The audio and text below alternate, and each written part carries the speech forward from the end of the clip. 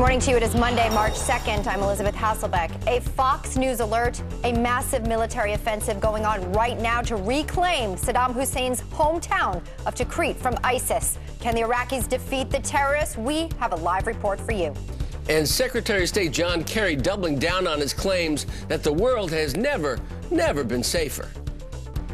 I still stand by what I said, which is in large terms compared to the last century, there are, in fact, fewer people dying.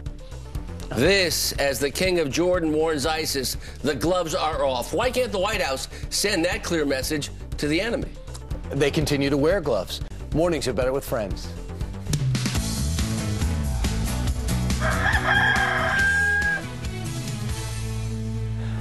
Hi, everyone. Peter Johnson in for Steve Ducey today. Good morning. Yeah, Steve's spring breaking today. Yeah, which I thought was wrong, but I thought he was a little old for it, but he says, no, I want to have a good time.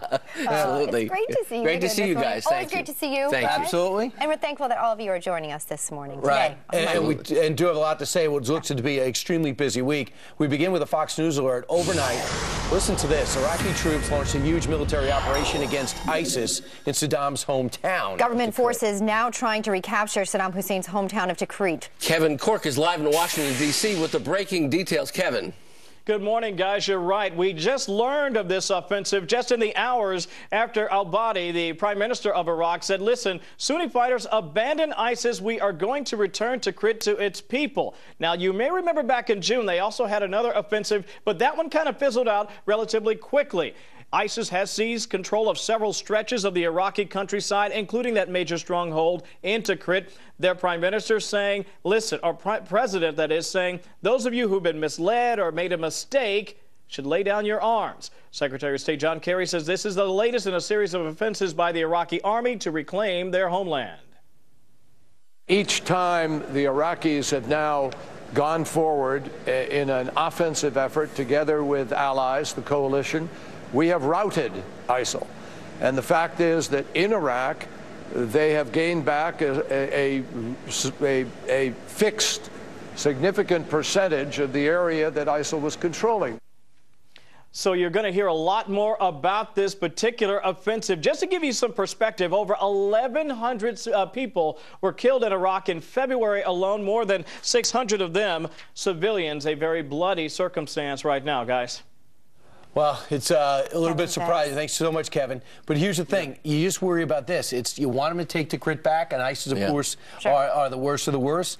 But at what price? If it indeed is true that some of the reports that Iranian officers are leading a Shia charge into Saddam's Sunni homeland, this could be a quick victory, but the average Sunni, are they going to actually fight to give their town over to a Sunni-led opposition, which is actually being orchestrated by the Iranians? Yeah. I don't think it's the Iraqi forces doing this alone. As you point out, it's a very complicated situation, and the confidence level is not great based upon what we've seen in the past in terms of their ability to execute at this point. We're going to keep an eye on this and bring you updates as we have them here. So remember last week when Secretary Kerry originally said that this was a safer time. They were facing fewer daily threats than ever before. And then one day later, Director of National Intelligence James Clapper declared 2014 the most lethal year for global terrorism.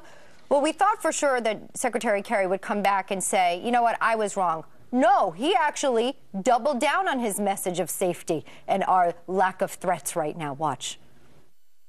I still stand by what I said, which is in large terms compared to the last century, there are, in fact, fewer people dying of the means that you look at, state war, violence, health, etc. But that's not what's important. What's important right now is what James Clapper said.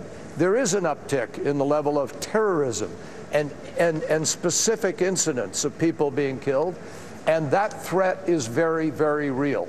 Nobody's trying to minimize it. So mixed message there from the administration. Why can't they just make a clear statement? That's what an ambassador would call it. You're right. It's mixed messages. Some other people would call it double talk. So Clapper is right. and he's right on the history. It's not as bad as World War I and World War II, so you should be happy about that. We don't have those same 20th century threats, but you're right, Clapper is right. So terror is bad, but it really is safe. And remember, this comes after we saw 21 Coptic Christians beheaded on the beach. We've seen individuals burned but for their religion alive. We saw the Jordanian pilot burned alive. We had a threat at our own mall here in Minnesota from terrorists. I mean, we're in a situation that doesn't feel so particularly safe. Senator Feinstein even said yesterday that if we don't fight ISIS there, we're going to be fighting them here. She's a Democrat. So you wonder where that was coming from. And then you have King Abdullah giving an interview for the first time with a Western reporter. And at that time, King Abdullah, of course, leads Jordan. And King Abdullah saw his pilot burned. He wasn't saying, let's look at the stats and decide that we're safer than ever before. He made his mission clear. If ISIS, or Daesh as we call them, tried to intimidate Jordanians, I think it just had the reverse effect. If you look at our history, we're a country that's used to being outgunned and outnumbered, and we've always punched way above our weight. And I think, if anything, Daesh has now got a sort of a tiger by the tail. And it just motivated Jordanians to sort of rally around the flag, and the gloves have come off.